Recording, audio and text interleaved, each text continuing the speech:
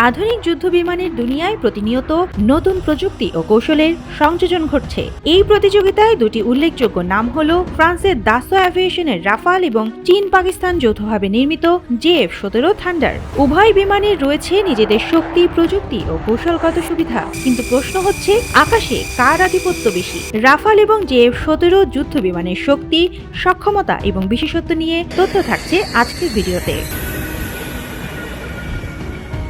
Rafale হলো twin engine multi-role fighter কানার delta wing design. এটি একযোগে air supremacy, ground attack, electronic warfare সবকিছুই সামাল দিতে পারে। উচ্চ ক্ষমতা সম্পন্ন এই এর রাডার, ইনফ্রারেড ট্র্যাকিং আর মেটাওর ও মিকায়ের মতো ভয়ঙ্কর মিসাইল বহনের সক্ষমতা একে সত্যিকার অর্থে ফুল প্যাকেজ করে তোলে।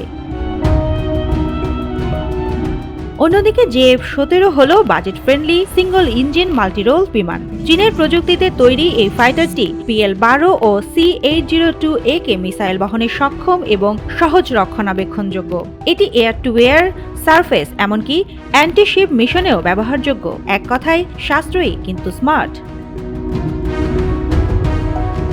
গতির ক্ষেত্রে রাফালের top speed Mach 1.8, operational range প্রায় 1850 কিলোমিটার। অন্যদিকে JF-17 একটু পিছিয়ে, ম্যাক 1.6 গতি আর রেঞ্জ 1350 কিলোমিটার। তবে সার্ভিস সিলিং একটু বেশি, যা উচ্চতর লেভেলে ফ্লাইট সুবিধা দেয়।